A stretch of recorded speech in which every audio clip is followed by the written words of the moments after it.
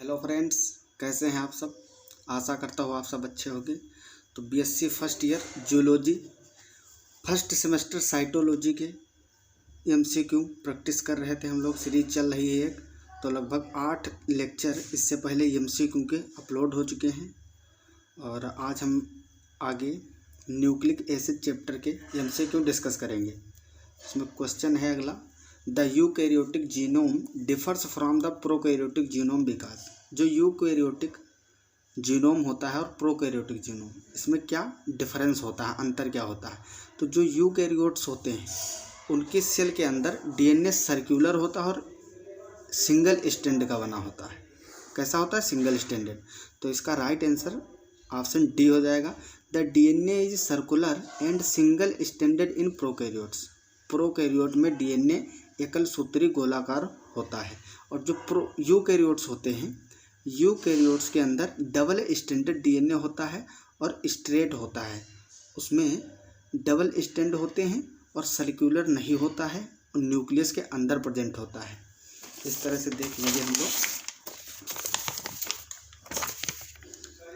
मान लो एक prokaryote cell है, प्रोकैरियोट सेल। प्रोकैरियोट सेल के अंदर जो प्रोकैरियोटिक सेल और यूकैरियोटिक सेल में डिफरेंस यही होता है कि जो यूकैरियोटिक सेल होती है,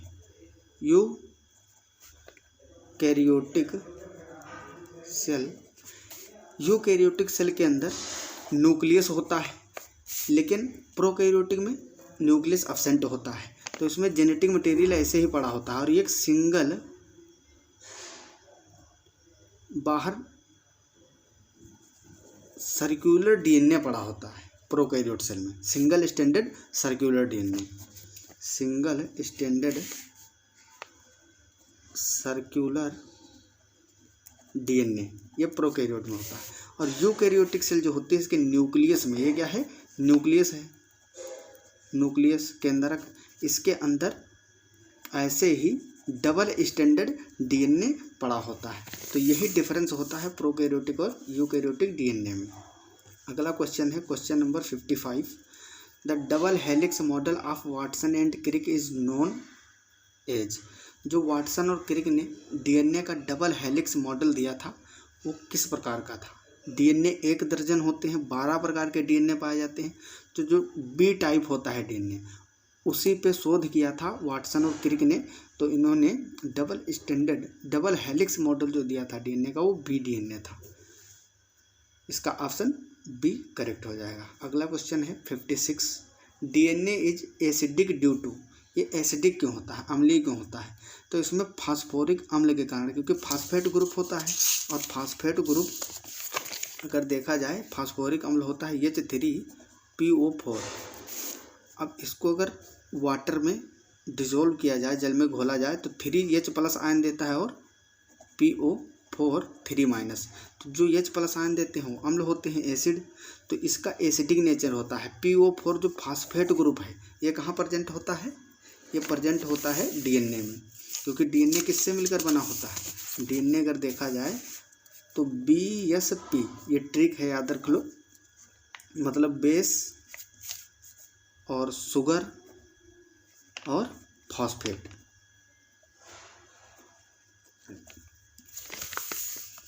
तो इस तरह से डीएनए का एसिडिक नेचर होता है, अम्लीय प्रकृति के होते हैं, क्योंकि फॉस्फोरिक अम्ल इसमें फॉस्फेट ग्रुप प्रेजेंट होता है। Question number 57। RNA is not found in. RNA कहाँ नहीं पाया जाता है? तो अगर देखा जाए क्रोमोसोम्स, तो क्रोमोसोम में के अंदर तो पाया ही जाएगा गुणसूत्रों में आरएनए। Plasma lemma. अब प्लाज्मा लेमा क्या है? ये सेल के बाहर की जो कवरिंग है, कोशिका भित्ति जिसको बोलते हैं, सेल झिल्ली, कोशिका झिल्ली। तो वो प्लाज्मा लेमा में गुणसूत्र नहीं होते हैं, आरएनए और डीएनए कुछ नहीं पाया जाता। न्यूक्लियोलस देखा जाए तो ये केंद्रिका होता है, यहाँ तो आरएनए का संश्लेषण ही होता है। न्यूक्लियस देखो, ये यूकैरियोटिक सेल है और यूकैरियोटिक सेल के अंदर न्यूक्लियस है, और न्यूक्लियस के अंदर भी एक round double membrane single membrane structure होता है न्यूक्लियोलस, जिसको केंद्रिका बोलते हैं। क्या बोलते हैं? केंद्रिका। ऐसे समझो, ये है यूकैरियोटिक सेल इसके अंदर न्यूक्लियस होता है, उसके अंदर भी एक स्ट्रक्चर होता है जिसको केंद्रिका या न्यूक्लियोलस बोलते हैं। तो इसके अंदर आरएनए का संश्लेषण होता है। राइबोसोमल आरएनए जो आरएनए होता है इसी के अंदर बनता है। ये आपकी सेल है और ये है न्यूक्लियस और बीच में स्ट्रक्चर जो इस न्यूक्लियस के अंदर होता है उसको बोलते हैं न्यूक्लियोलस।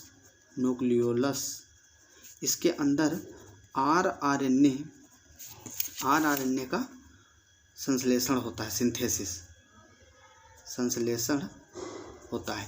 तो न्यूक्लियोलस के अंदर भी आरएनए पाया जाएगा। और जो राइबोसोम्स होते हैं ये भी किससे बने होते हैं? ये आरएनए और प्रोटीन से मिलकर बने होते हैं। तो जो प्लाज्मा लेमा है, कौन सा? प्लाज्मा लेमा, ये आपका करेक्ट आंसर हो जाएगा। इसमें आरएनए नहीं पाया जाता है। Question number 58, the length of DNA molecule greatly exceed the dimension of the nucleus in eukaryotic cell, how is the DNA accommodated? Eukaryotic कोशिकाओं में डीएनए अणु की लंबाई केंद्रक की मापों से कहीं ज़्यादा होती है, वहाँ पर डीएनए किस प्रकार समाया होता है? बात ये करी जा रही है, मान लो हम लोग की बॉडी इतनी बड़ी है, अगर एक डीएनए की लंबाई देखी जाए तो लगभग यूकैरियोटिक प्रारूपी कोशिका के अंदर जो न्यूक्लियस के अंदर होता है डीएनए वो 2.2 मीटर लेंथ का होता है एक डीएनए। तो एक अकेला डीएनए हमारी बॉडी की लंबाई से भी ज़्यादा बड़ा होता है और इतने सारी सेल्स से बनके बॉडी बनी है। हर सेल के अंदर न्यूक्लियस होता है और हर न्यूक्लियस के अंदर क्रोमोसोम्स पर डीएनए लगे होते, तो इतने सारे डीएनए कैसे समाए हैं? बहुत ही कंडेंस्ड स्ट्रक्चर होता है इसका, बहुत संघनित होते हैं। तो न्यूक्लियोसोम के अंदर सुपर कॉइलिंग इन न्यूक्लियोसोम, ऑप्शन बी देखिए, सुपर कॉइलिंग इन न्यूक्लियोसोम। न्यूक्लियोसोम के ऊपर लिपटा हुआ होता है, फिर क्रोमेटिन फाइबर बनता है उसके, वो क्रोमेटिन फाइबर क्रोमोसोम के ऊपर लिपटा होता है। पिछले की क्लासें आप देखेंगे उसमें बहुत अच्छे से समझाया है मैंने, तो आप लोग चैनल पर जाके उसको देख सकते हैं, उसमें अच्छे से समझाया न्यूक्लियोसोम कैसे बनता है, गुणसूत्र के ऊपर क्रोमेटिन धागे किस तरह से लिपटे होते हैं और कौन कौन से हिस्टोन में प्रोटीन होती हैं, हिस्टोन ऑक्टेट के बारे में 8 प्रोटीन्स पार्टिसिपेट करती हैं और डीएनए किस तरह से लिपटा होता है। अगला क्वेश्चन है 59, in DNA of certain organisms guanine constituent 20% of the basis, that what percent of the basis would be adenine? तो एडेनिन जो होता है, अब ये क्वेश्चन बहुत ही घुमा हुआ है, इसमें गुआनिन का दिया है तुमको, गुआनिन का परसेंटेज दिया है 20%, गुआनिन बेस 20% दिया हुआ है। अब पूछा है एडेनिन का, एडेनिन का परसेंटेज पूछा है। तो गुआनिन से एडेनिन को आप कैसे निकाल सकते हो? चारगाफ साइंटिस्ट थे एक, तो उन्होंने बताया था गुआनिन हमेशा किससे जुड़ता है? साइटोसिन से ट्रिपल बॉन्ड के थ्रू, और एडेनिन किससे जुड़ता है? डबल बॉन्ड के थ्रू थायमिन से। तो गुआनिन 20% है, मतलब 20% गुआनिन है तो साइटोसिन भी 20% होगा, तो ये डीएनए का 40% भाग बन गया। अब बचा एडेनिन पूछा है, तो पक्की बात है कि जब 40% भाग गुआनिन साइटोसिन बना रहे हैं तो बचा हुआ 60% भाग जो होगा वो एडेनिन और थायमिन बनाएंगे। तो इसमें से 30% थायमिन होगा और 30% एडेनिन होगा। तो इस तरह से इस क्वेश्चन को हल करें, बहुत ही इजी है लेकिन थोड़ा सा घुमा हुआ है। अगर थायमिन एडेनिन, मान लो थायमिन देके एडेनिन पूछा होता तो आप निकाल लेते, बराबर परसेंटेज होता, लेकिन गुआनिन देके एडेनिन पूछा था। तो पहले गुआनिन और साइटोसिन का सम करेंगे, फिर जितना बचेगा उसमें आधा आधा कर देंगे थायमिन और एडेनिन का, इस तरह से निकल आएगा। तो इसमें 30% जो है ऑप्शन डी करेक्ट हो जाएगा। अगला क्वेश्चन देखते हैं, question number 60, base competition in RNA. जो आरएनए होता है, आरएनए में क्षार किस तरह से, जो बेस हैं कौन कौन से पाए जाते हैं? तो एडेनिन, गुआनिन ये तो डीएनए और आरएनए दोनों में पाए जाते हैं, और साइटोसिन ये भी पाया जाता है, लेकिन जो यूरेसिल है ये केवल आरएनए में पाया जाता है और डीएनए में यूरेसिल की जगह पे थायमिन पाया जाता है। ये एक्सेप्शन याद रखना बहुत ही मोस्ट इम्पोर्टेंट है, इस पर क्वेश्चन जरूर पूछता है। एडेनिन, गुआनिन, साइटोसिन ये आरएनए डीएनए दोनों में मिलते हैं, लेकिन यूरेसिल केवल आरएनए में मिलेगा और डीएनए में यूरेसिल की जगह पे थायमिन मिलता है। Question number 61, left handed DNA among following is, इसमें से कौन सा वाम हस्त लेफ्ट हैंडेड है? तो जो जेड डीएनए होता है, आपको बताया था 12 प्रकार के होते हैं, 12 टाइप के डीएनए, 1 दर्जन। तो उसमें से जो जेड डीएनए होता है ये वामहस्त होता है, मतलब लेफ्ट हैंडेड होता है। और जो बी डीएनए होता है, ये बी डीएनए जिसका वाटसन और क्रिक ने डबल हेलिक्स मॉडल प्रस्तुत किया था, तो ये होता है राइट हैंडेड, ये दायां हस्त होता है, दाईं ओर को क्वाइल्ड होता है, घुमा हुआ होता है। और जेड डीएनए जो है ये वाम हस्त या लेफ्ट हैंडेड डीएनए होता है। तो इसका राइट आंसर हो जाएगा ऑप्शन नंबर ए। अगला क्वेश्चन है 62, clover leaf model of tRNA was suggested by. TRNA का क्लोवर लीफ मॉडल किसने दिया था? तो एक साइंटिस्ट थे होली, ऑप्शन सी होली।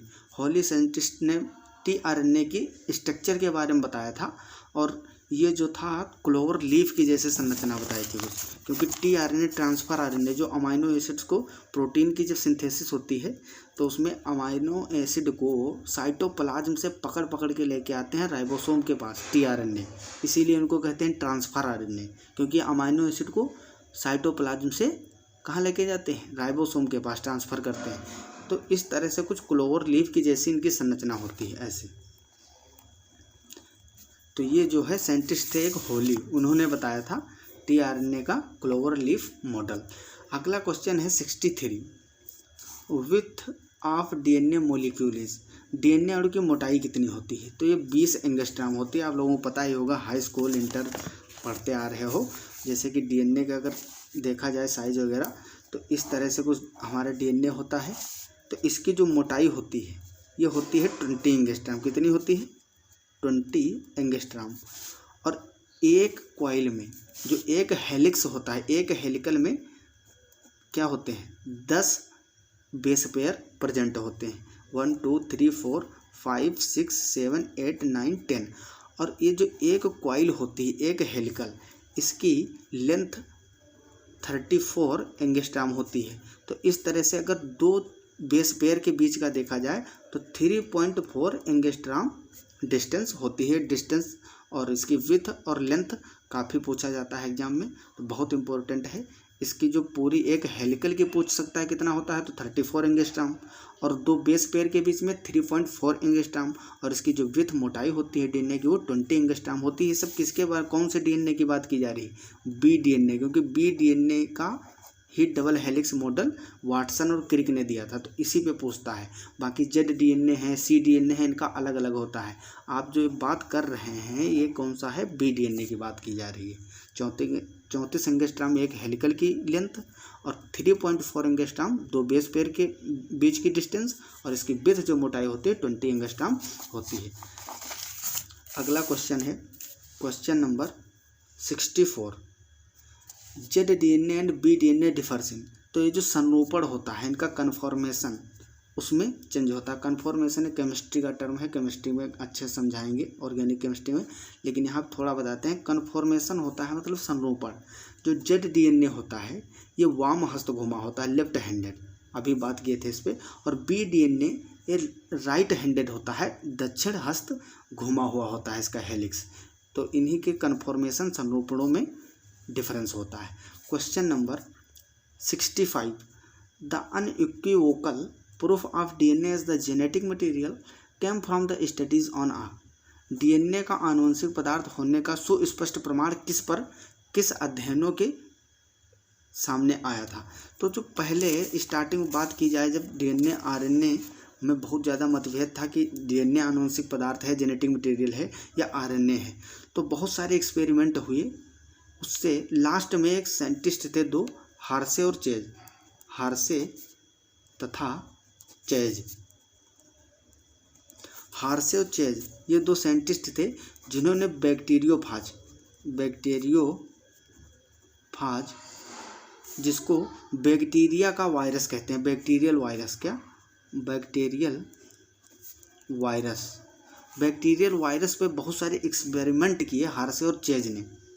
फिर उससे ये सिद्ध किया कि डीएनए जो होता है, डीएनए ही आनुवंशिक पदार्थ होता है। इसका प्रायोगिक सत्यापन हार्से चेज ने किया था बैक्टीरियोफाज पर। तो ये बहुत ही इम्पोर्टेंट है, इसको याद रख लो कि हार्से और चेज ने आखिरी सत्यापन दिया था किसका, कि डीएनए ही आनुवंशिक पदार्थ है। और किस पे प्रयोग किए थे, बैक्टीरियोफाज। बैक्टीरियोफाज मतलब बैक्टीरियल वायरस जो बैक्टीरिया में संक्रमण करता है। डीएनए आनुवंशिक पदार्थ होता है। इसको किसने प्रूफ किया था, हार्शे और चेज ने। तो ये भी क्वेश्चन काफ़ी पूछा जाता है और बहुत ही इम्पोर्टेंट है। अगला क्वेश्चन है 66 और लास्ट क्वेश्चन यही है, the association of histone H1 with a nucleosome indicates. Histone H1 का न्यूक्लियोसोम के साथ संबंध क्या निर्देशित करता है। आपको बताए थे कि इस तरह से हिस्टोन प्रोटीन और न्यूक्लियोसोम बताए थे।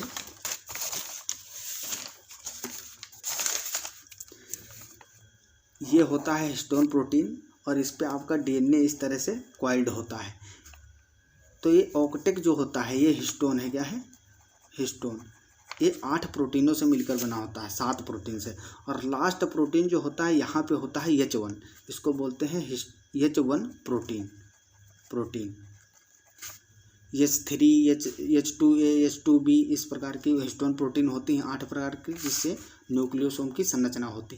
तो H1 जो है ये डीएनए के संघनन को बताता है, ये कंडेंस्ड करता है, इसको पकड़ के रखता है। तो वही बात यहाँ पूछी गई है, हिस्टोन H1 का न्यूक्लियोसोम के साथ संबंध क्या निर्देशित करता है। तो डीएनए क्रोमेटिन रेशो में संघनित है। Option number C, the DNA is condensed into a chromatin fibre. तो इस चैप्टर न्यूक्लिक एसिड में लगभग जितने संभव थे क्वेश्चन, जितने प्रकार से एग्जाम में पूछे जा सकते थे, वो सब डिस्कस हो चुके हैं। और अगला जो है क्लास सेल डिवीज़न पे आएगी, साइटोलॉजी का ही पार्ट है सेल डिवीज़न। 2-3 क्लास में लगभग 100 क्वेश्चन उसके भी करवा देंगे सेल डिवीज़न के, जिससे कि एग्ज़ाम में लगभग यहीं से पूछा जाएगा। अगर आप लोग पूरी सीरीज़ को अच्छे से प्रैक्टिस करके जाते हैं तो मेरी गारंटी है 100% कि कोई भी क्वेश्चन छूटेगा नहीं। 90% मार्क्स ला सकते हो आप, संभव है ग्रेजुएशन में भी। इसका प्रूफ भी किसी दिन मैं आपको दिखाऊंगा, लाए हैं बच्चों इस तरह से। तो आप लोग पूरी सीरीज के अच्छे से क्वेश्चन को प्रैक्टिस करें, लाइटली मत लें, ठीक है। और दूसरी बात, एग्ज़ाम फर्स्ट सेमेस्टर के भी होने ही वाले हैं, कुछ कॉलेजों में होने वाले हैं, जो सेंट्रल यूनिवर्सिटीज़ में भी नहीं होने वाले हैं, देर से स्टार्ट हुई हैं क्लासें, तो समय बहुत कम है। बाकी की सारी चीज़ें छोड़ के पढ़ाई पे पूरा फोकस करें, कंसंट्रेशन करें, क्योंकि बाकी की चीज़ें कभी भी जीवन में की जा सकती हैं। लाइफ बहुत बड़ी है, ठीक है, लेकिन अभी पढ़ने का समय है, ये एज पढ़ने की है। अच्छे से तैयारी करो, ठीक है, क्वेश्चन प्रैक्टिस करो। और डिस्क्रिप्शन में लिंक मिल जाएगा, जिसके थ्रू आप PDF भी इसका पा जाओगे। उससे आप 3 से 4 बार, जितनी बार मन करे, या लेक्चर ही 2 से 3 बार देख लोगे तो अच्छे से ये ब्रेन में सेट हो जाएंगे। तो हमारे चैनल, हमारा और आपका जो प्यारा सा चैनल है BSc वर्ल्ड अमर सिंह नाम से, तो उसको लाइक, शेयर एंड सब्सक्राइब ज़रूर करें। सब्सक्राइब कर लीजिए आप। केमिस्ट्री, जूलॉजी और बॉटनी तीनों सब्जेक्ट की बराबर लेक्चर अपलोड किए जा रहे हैं, और जितना संभव हो सकता है पूरा मटेरियल प्रोवाइड करेंगे। तो पढ़ाई करते रहें। All the very best. तब तक के लिए ओके बाय। मिलते हैं अगली क्लास में क्वेश्चन प्रैक्टिस के साथ सेल डिवीज़न चैप्टर में घमासान तरीके से। Okay bye.